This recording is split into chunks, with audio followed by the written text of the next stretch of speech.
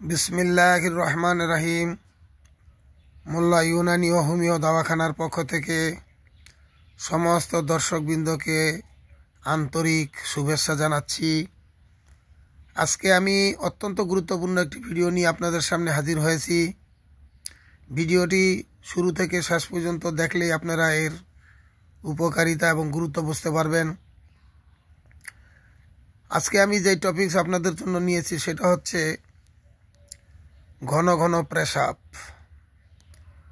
ঘন ঘন এমন পেশাব যে যখন পেশাবের নাম মনে আসে অর্থাৎ চিন্তা করতে পেশাবের, তখনই দৌড়ায় পেশাবখানায় যেতে হয়, অর্থাৎ কোনো অবস্থাতেই সময় দিতে পারে না।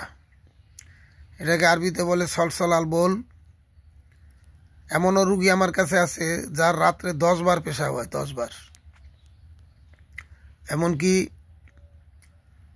বক্স রেখে দিছে প্লাস্টিকের, বারবার বেড়ে যেতে বাইরে যাইতে আসতে কষ্ট, এই জন্য বক্স রাখছে, বক্সের মধ্যে পেশাব করতে হয়। তো ওই সমস্ত রুগীদের জন্য আমি আজকের ভিডিও নিয়ে আছি।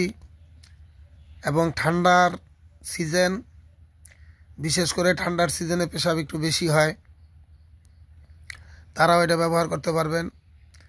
একদম সাধারণ দুইটা জিনিস দ্বারা আপনারা এই রেসিপিটা বানিয়ে নিতে পারবেন।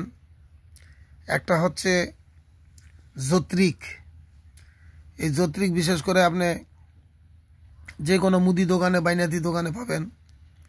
এটা হলো জায়ফল। দেখছেন আপনারা, জায়ফলের উপরে একটা পর্দার মতন থাকে, জায়ফলেরই ফুল বলা হয় এটাকে। তো এটার নাম হচ্ছে যতৃক। এই যতৃক আপনারা নিয়ে নেবেন যতটুকু আপনাদের মন চায়, 10 গ্রাম 20 গ্রাম। আর ঘরের ভিতরে তো আছে চিনি। চিনি ছাড়া এমন কোনো ঘর নাই যে ঘরে চিনি নাই।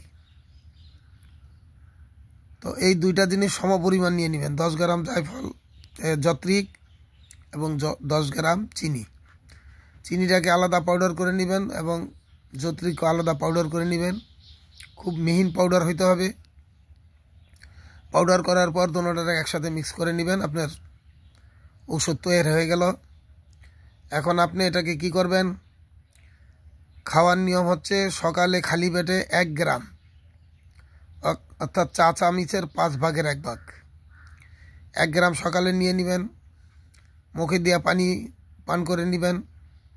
আবার রাত্রে শোয়ার সময় 1 গ্রাম। এইভাবে আপনি 15 দিন পর্যন্ত খেতে থাকেন।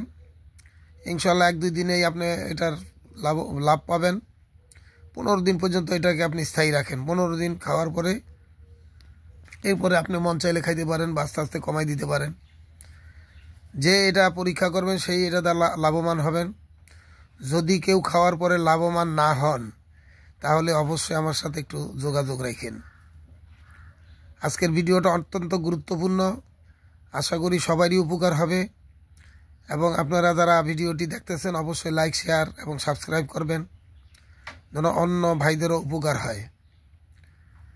তো আশা করি সবাই ভালো থাকেন, সুস্থ থাকেন। আল্লাহর কাছে এই দোয়াই করি। আসসালামু আলাইকুম।